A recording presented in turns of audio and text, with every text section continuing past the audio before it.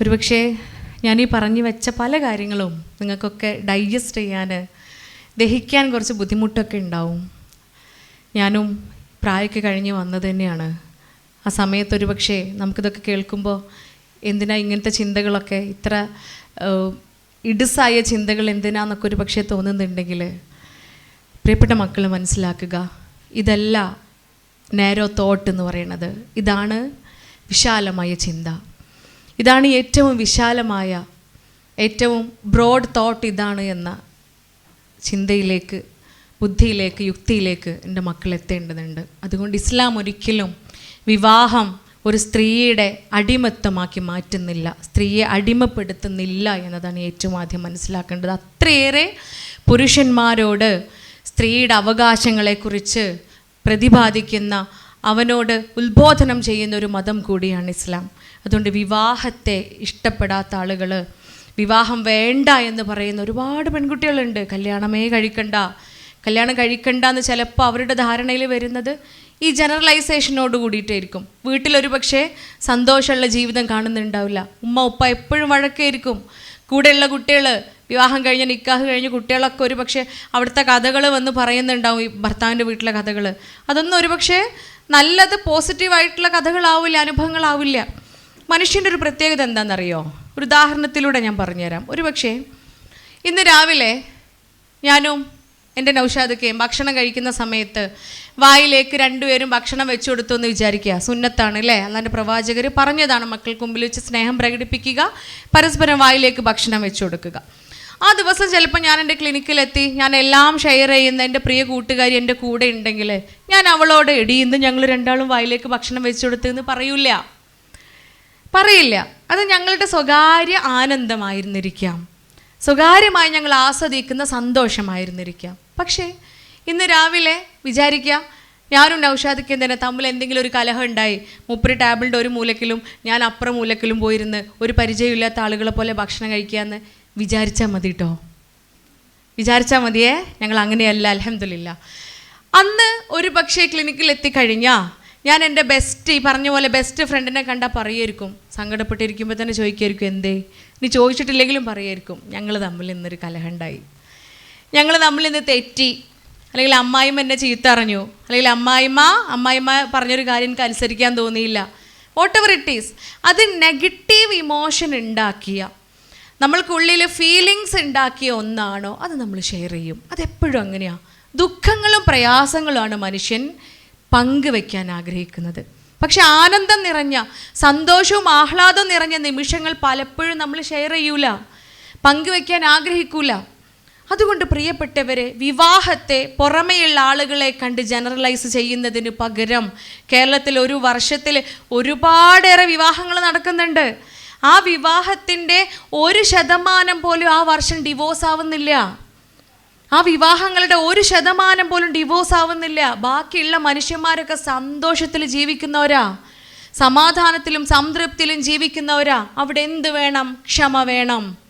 പുരുഷനും സ്ത്രീക്കും ക്ഷമ വേണം. ഇസ്ലാം കാണിക്കുന്നൊരു രീതിയുണ്ട്, ആ രീതി നമ്മൾ ഫോളോ അപ്പ് ചെയ്യേണ്ടതുണ്ട്.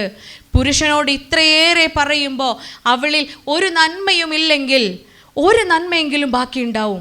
കുറേയേറെ തിന്മകളാണ് എങ്കിലും ഒരു നന്മയെങ്കിലും അവളിൽ അവശേഷിക്കുന്നുണ്ടാവും. അതിലേക്ക് നോക്കിക്കൊണ്ട് നീ സംതൃപ്തി അടയുക എന്നാണ് പുരുഷനോട് ഇസ്ലാം പറയുന്നത്.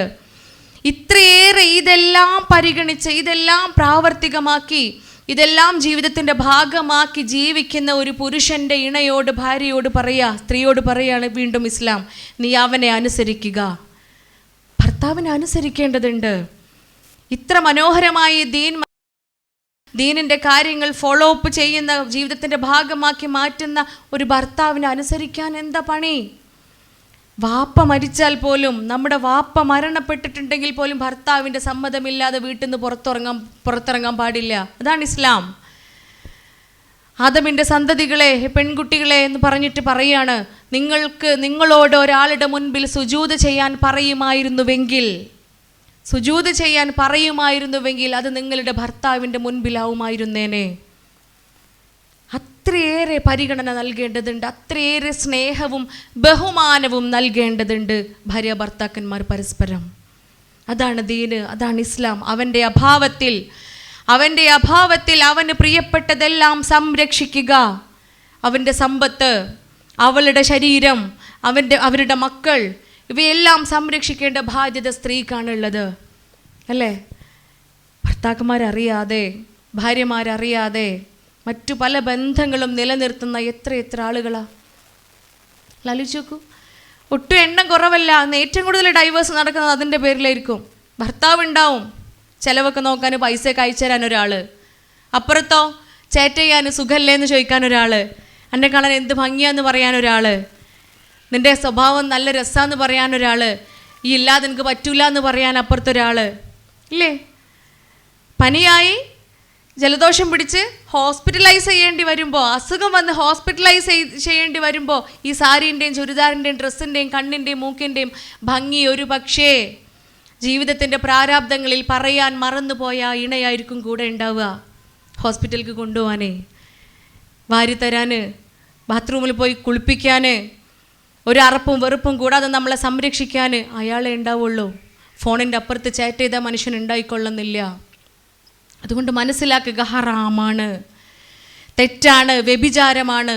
അത്തരം തെറ്റുകളിലേക്ക് പോകുമ്പോൾ അതൊക്കെ മനസ്സിന് സുഖം കിട്ടുന്ന കാര്യങ്ങളാണ് അല്ലേ? കാരണം ഡോപ്പാമൈൻ ഉണ്ടാവും, നേരത്തെ പറഞ്ഞ പോലെ.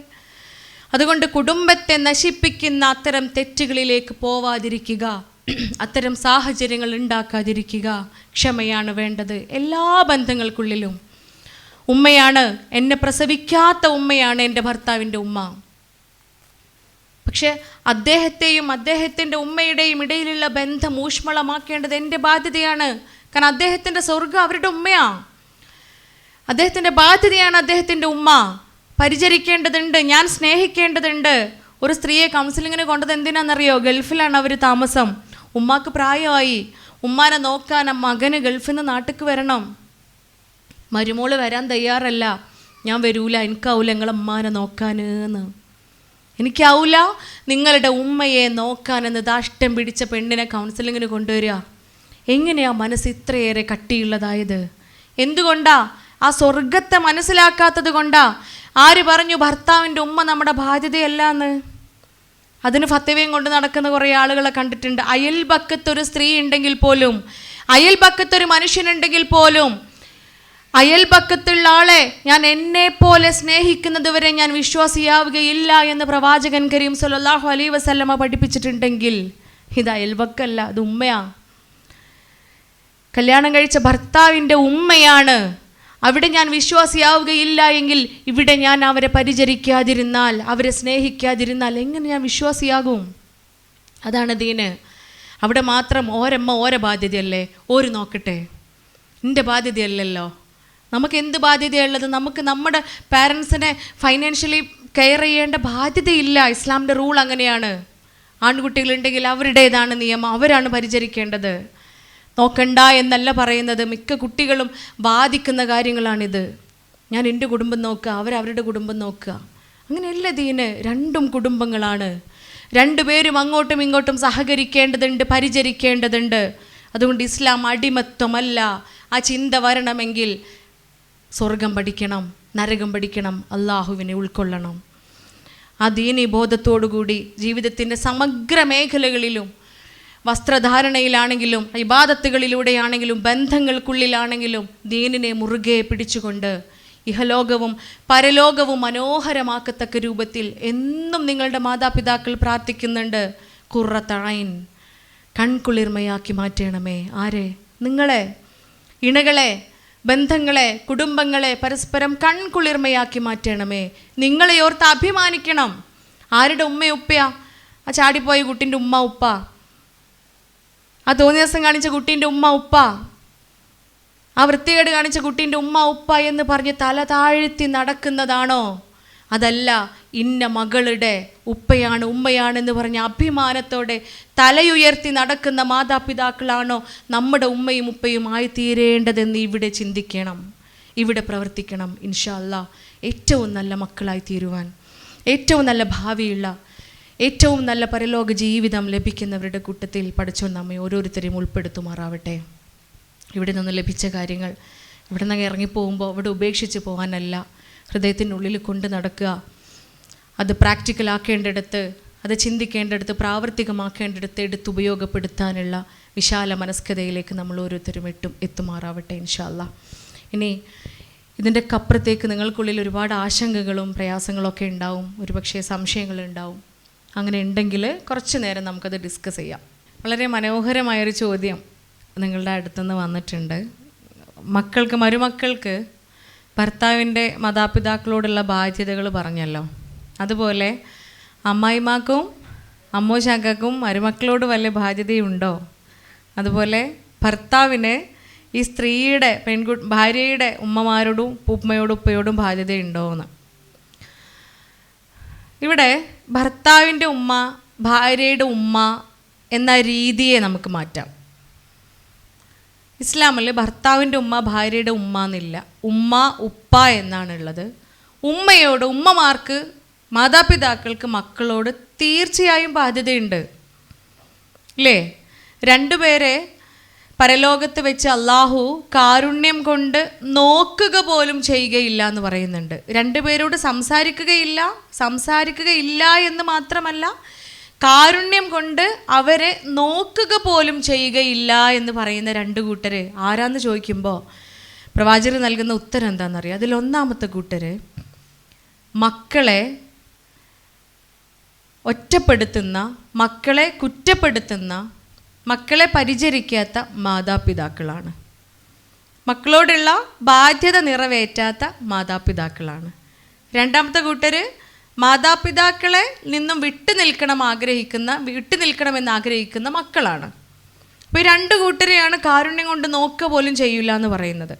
സമ്പത്തും സന്താനങ്ങളും അലങ്കാരമാണ്, അമാനത്താണ് എന്നൊക്കെ പഠിപ്പിക്കുന്ന മതമാണ് ഇസ്ലാം അല്ലേ? 950 വർഷക്കാലം പ്രബോധനം ചെയ്തിട്ടും നൂഹ് നബി അലൈഹിസ്സലാത്തു വസ്സലാം അവസാനം കപ്പലുണ്ടാക്കി, അള്ളാഹുവിൻ്റെ നിർദ്ദേശപ്രകാരം കപ്പലുണ്ടാക്കി രക്ഷപ്പെടാൻ പറയാണ്. അവസാനമായിട്ട് മോനെ വിളിക്കുന്നുണ്ട് ഇല്ലേ, ഈ എൻ്റെ പണി നോക്കി പോയിക്കോ, 950 വർഷം ഞാൻ എന്നോട് പറഞ്ഞില്ലേ, ഈ എൻ്റെ വഴിക്ക് വരായിട്ടല്ലേ നല്ല വാപ്പ പറഞ്ഞത്. വാപ്പ എന്താ പറഞ്ഞേ? പൊന്നു മോനെ വാപ്പയുടെ കൈ പിടിച്ച് കയറി വാ എന്നാണ്. അതാണ് ഇസ്ലാമിൻ്റെ മാർഗം, അതാണ് ഇസ്ലാം കാണിച്ചു തരുന്ന മാർഗം. മകൾ എന്നില്ല, മകൾ എന്നാണല്ലോ. മരുമകൾ എവിടുന്നുണ്ടായത്? മറുമകളാണ് അല്ലേ?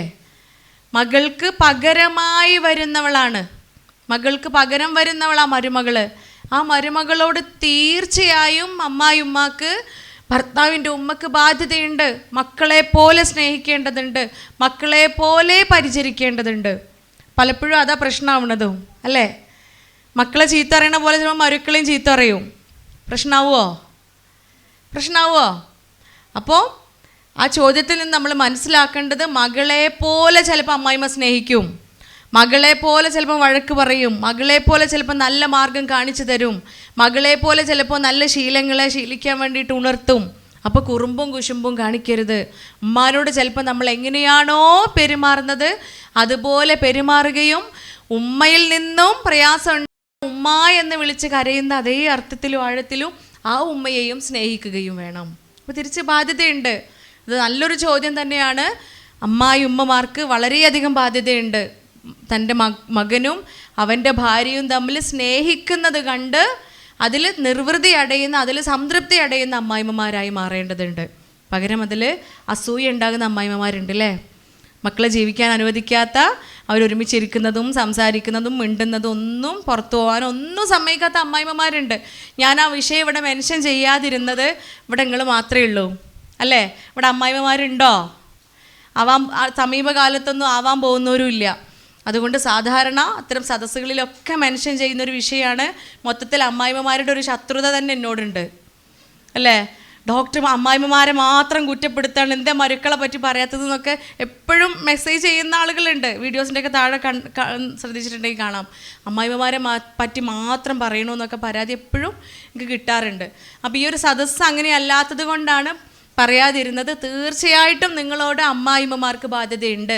ഉമ്മാക്കും ഉപ്പാക്കും എന്താണോ മക്കളോടുള്ള ബാധ്യത അത് മരുമക്കളോടും തീർച്ചയായും പാലിക്കേണ്ടതുണ്ട്.